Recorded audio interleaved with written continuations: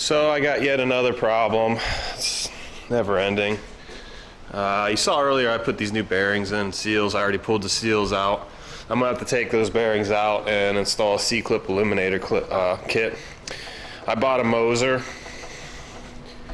and here it says I'm gonna do a video on how to install this. This is one thing I was really shocked. I couldn't find anything on the internet about installing these things, especially not a video.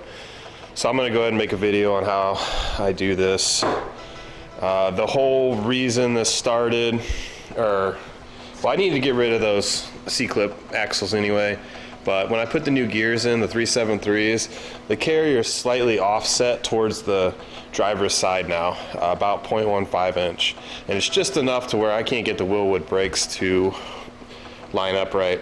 So I returned the Wilwood brakes that I had originally ordered, and I bought a new set that is designed for C-clip eliminator kits, and hopefully this all works out. So I got a slide hammer here. I'm going to pull these bearings out and get started.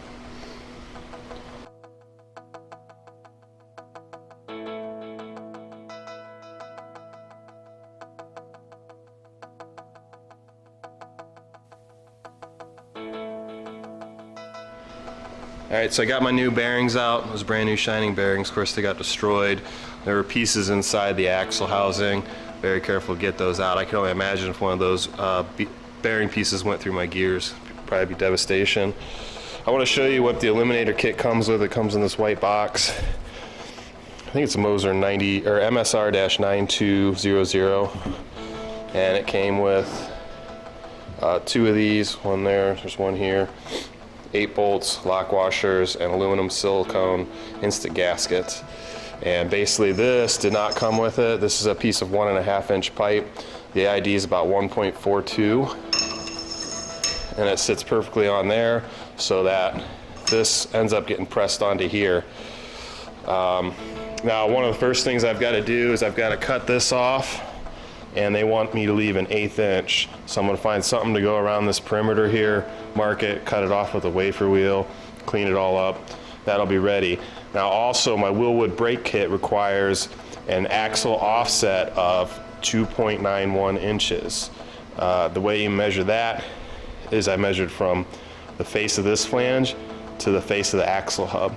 That needs to be about 2.9 inches for the Wilwoods to work. So what I'll do is I'll press it, I'll get this all cut and get the C-clip eliminator piece ready to go.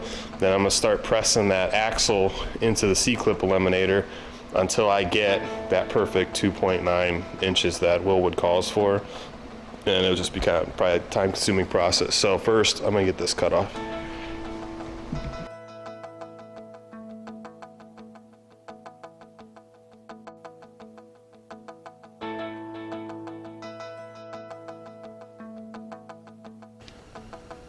Okay, so I got this chunk hacked off, and then I used a big grinding wheel to knock it down to an 1/8 inch, and I got a rag stuffed in there trying to keep the debris out of the axle. I'll have to clean that thoroughly.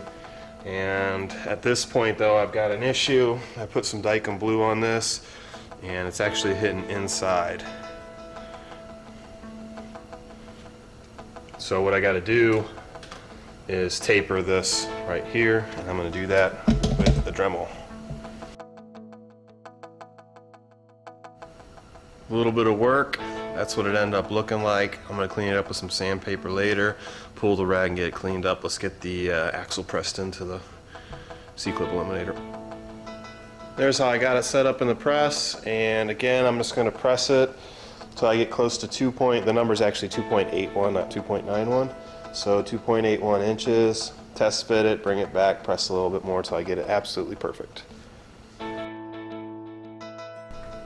Okay, I got this all figured out, and Wilwood said that the offset was supposed to be 2.81, and I'll tell you right now that wouldn't have worked. It sticks out too far, because basically that's an accurate measurement if you include this adapter piece they give you.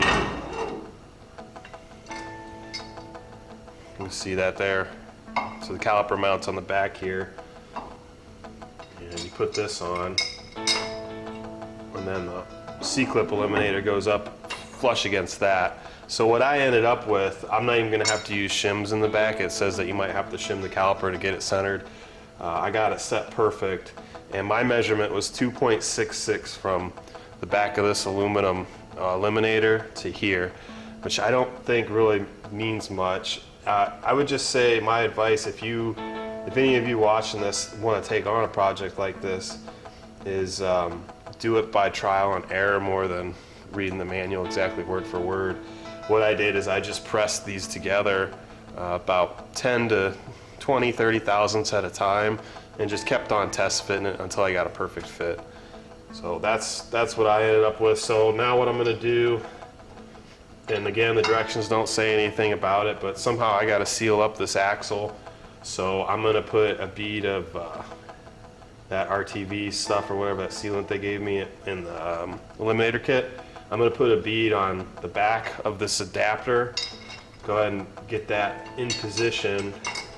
I'll then put a bead on the back, a pretty thick bead on the back of the C-clip eliminator, and then go ahead and push that in, and hopefully that'll seal. You know, because that goes flush like that. And torque it to the specs they say, and then the rest of it's pretty easy. Just put the disc on, the caliper, and I'll show you what it looks like when it's done. One other thing I wanted to mention is, you remember I spent some time grinding the inside of this out so that this bearing, or wedding ring I guess it's called, would clear in there.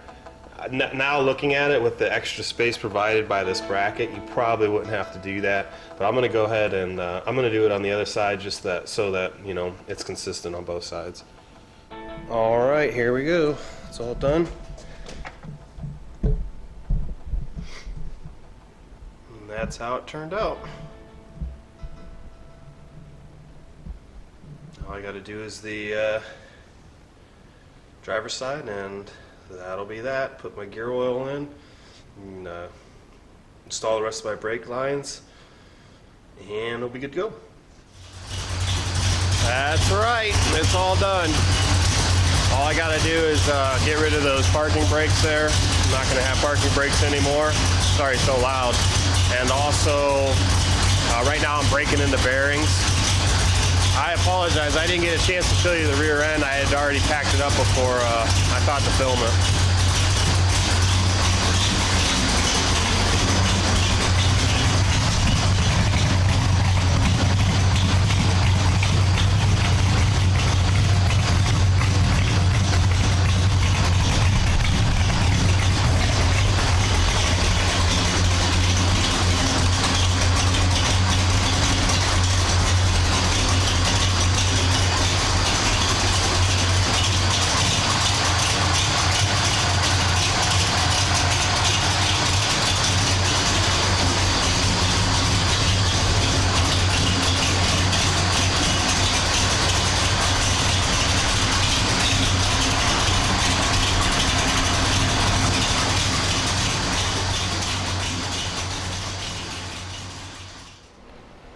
Well, here it is.